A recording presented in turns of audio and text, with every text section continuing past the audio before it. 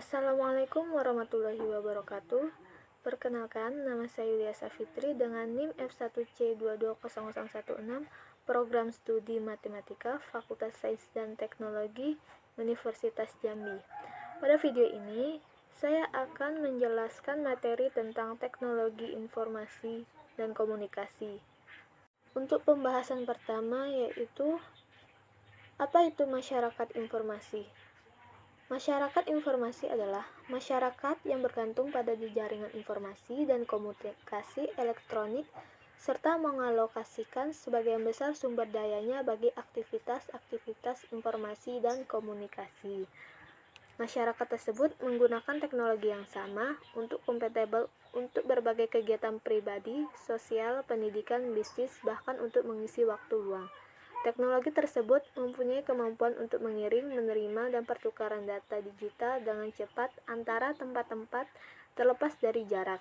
Di bidang bisnis, sebagian besar transaksi keuangan seperti yang dilakukan perbankan telah menggunakan teknologi informasi, seperti layanan bank internet, mobile banking, dan lain-lainnya. Manusia modern tak bisa lepas dari teknologi informasi dalam melakukan aktivitas sehari-hari yang dilakukan melalui mailing list, email, serta berinteraksi dengan komunitas dunia maya. Jadi bisa dikatakan bahwa pengolahan informasi adalah inti dari kegiatan manusia modern dengan menggunakan teknologi baru. Hal ini memiliki implikasi pada segala aspek kehidupan masyarakat dan mengubah cara manusia modern dalam melakukan berbagai aktivitas di bidang ekonomi, pendidikan, kesehatan, dan lain-lainnya. Yang kedua, mengapa informasi diperlukan? Yaitu yang pertama, sebagai pedoman dalam mengambil keputusan. Hal ini merupakan tujuan utama dari sistem informasi, yakni melahirkan informasi yang berguna dalam pengambilan keputusan. Yang kedua, penciptaan dan penguasaan informasi secara cepat dan akurat. Kunci keberhasilan perusahaan adalah penciptaan dan penguasaan informasi secara cepat dan akurat. Untuk menciptakan dan penguasaan informasi secara cepat dan akurat, maka dibutuhkan sistem informasi. Yang ketiga, meningkatkan hasil kreasi terhadap yang dihasilkan. Maksudnya, dengan adanya sistem informasi, maka akan menghasilkan strategi baru bagi organisasi atau perusahaan dalam meningkatkan hasil kreasi agar tidak kalah saing dengan organisasi atau perusahaan lain. Yang keempat, menyediakan informasi yang dipergunakan dalam perencanaan, pengendalian, pengevaluasian, dan perbaikan berkelanjutan, agar tujuan dari perusahaan atau organisasi sesuai dengan yang diharapkan.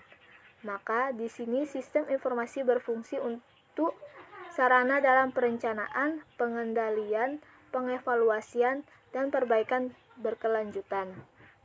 Yang kelima, memudahkan pengelolaan data mentah untuk menjadi informasi. Kemampuan manusia untuk mengelola data mentah tidak sama antara satu dengan lain. Untuk itu dibutuhkan keseragaman dengan menggunakan sistem informasi yang akan memudahkan pengguna dengan pengelola data mentah. Kemudian, apa itu teknologi? Teknologi adalah suatu sarana yang digunakan untuk memberikan kemudahan bagi kehidupan manusia. Manusia menggunakan teknologi dalam bidang komunikasi, pendidikan, transportasi, bisnis, pengamanan data, dan lain sebagainya. Yang jelas, teknologi tidak terbatas pada smartphone, laptop, komputer, pesawat, kereta. Peralatan sederhana seperti palu, sendok, kursi, botol pun adalah bagian dari teknologi. Kemudian, apa itu teknologi informasi? Teknologi informasi adalah segala kegiatan yang terkait dengan pemrosesan, pengelolaan, dan penyampaian informasi dengan berbagai media. Tujuan dari teknologi informasi adalah untuk memecahkan suatu masalah, membuka kreativitas, meningkatkan efektivitas, dan efisiensi dalam melakukan pekerjaan. Jadi, dapat dikatakan karena dibutuhkannya pemecahan masalah, membuka kreativitas dan efisiensi manusia dalam melakukan pekerjaan, menjadi penyebab atau acuan diciptakannya teknologi informasi. Dengan adanya teknologi informasi membuat pekerjaan manusia untuk mendapatkan informasi lebih mudah dan efisien. Dan kata lain, karena sangat solusi, kreativitas, efektivitas, dan efisiensi dibutuhkan dalam sebuah sistem kerja, maka teknologi informasi ini kemudian diciptakan. Komponen sistem teknologi informasi. Yang pertama, perangkat keras atau hardware. Merupakan komponen sebuah komputer yang bisa dilihat dan diraba secara langsung atau nyata yang berfungsi untuk mendukung proses komputerisasi. Yang kedua, perangkat lunak atau software. Software merupakan perangkat lunak yang berupa sistem operasi dan program-program aplikasi yang terinstal di dalam hardware komputer.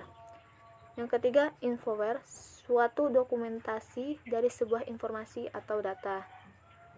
Yang keempat, fileware, media tempat penyimpanan yang permanen. Fungsinya tempat untuk menyimpan berbagai data yang ada di sebuah komputer.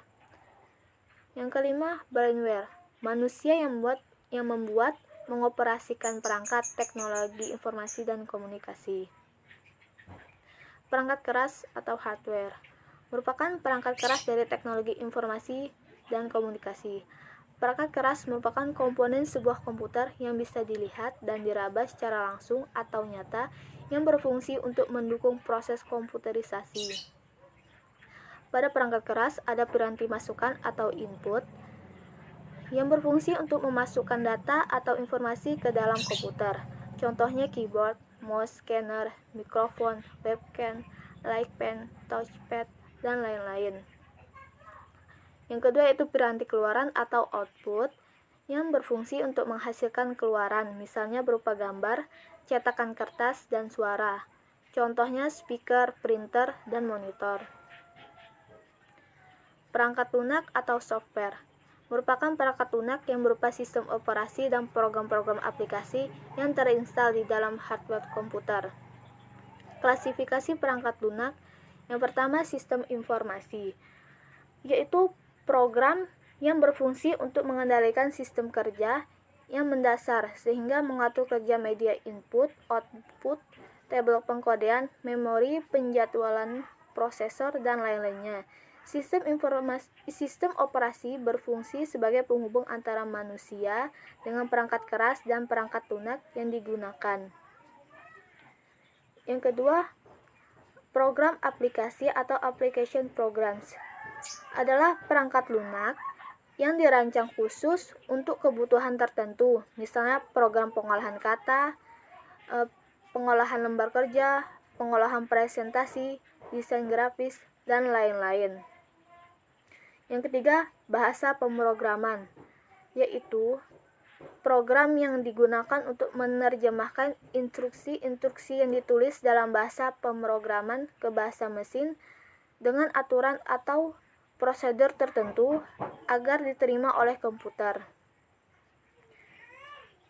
Yang keempat, program bantu atau utility yang berfungsi sebagai aplikasi pembantu dalam kegiatan yang ada hubungannya dengan komputer, serta merupakan perangkat lunak sistem dengan fungsi tertentu, misalnya memformat flash disk, mengcopy data, mengkompres file, dan pemeriksa keras, mengatur isi ulang hard disk, dan lain-lainnya. Contoh perangkat lunak. Yang pertama itu Microsoft Office. Perangkat lunak paket aplikasi perkantoran buatan Microsoft dan dirancang untuk dijalankan di bawah sistem operasi Microsoft Windows dan Mac OS X. Beberapa aplikasi Microsoft Office yang terkenal ada Word, Excel, dan PowerPoint. Yang kedua, Google Chrome, sebuah perambahan web sumber terbuka yang dikembangkan oleh Google dengan menggunakan mesin rendering WebKit. Yang ketiga, Adobe Photoshop, merupakan perangkat lunak editor buatan Adobe, sistem yang dikhususkan untuk mengedit foto atau gambar dan pembuatan efek. Sistem operasi atau operating system merupakan perangkat lunak sistem yang mengatur sumber daya dari perangkat keras dan perangkat lunak untuk program komputer. Tujuan sistem operasi yang pertama, efisiensi. Sistem operasi membutuhkan sumber daya sistem komputer untuk digunakan secara efisien. Yang kedua, kemudahan. Sistem operasi membuat komputer lebih mudah dipakai. Yang ketiga, kemampuan berevolusi. Sistem operasi harus disusun sedemikian rupa sehingga memungkinkan pengembangan yang efektif, pengujian, dan penerapan fungsi-fungsi sistem yang baru tanpa mengganggu layanan yang telah ada. Fungsi sistem operasi, yaitu yang pertama sebagai pengatur hardware, yang kedua menjalankan perintah dasar pada komputer, yang ketiga mengorganisir dan mengatur berbagai macam aplikasi, yang keempat menerjemahkan bahasa pemrograman dalam bentuk grafis. Contoh penerapan IT, yang pertama bidang pendidikan.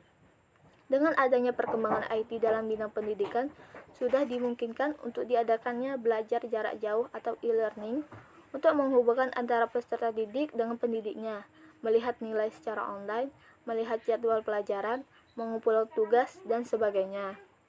Yang kedua, di bidang pemerintahan. Dalam bidang pemerintahan, e-government adalah penggunaan teknologi informasi yang dapat meningkatkan hubungan antara pemerintah dengan pihak-pihak lainnya. Yang ketiga, bidang perdagangan.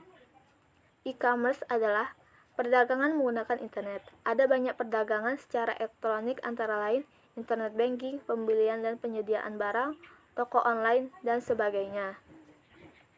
Yang keempat, bidang kesehatan.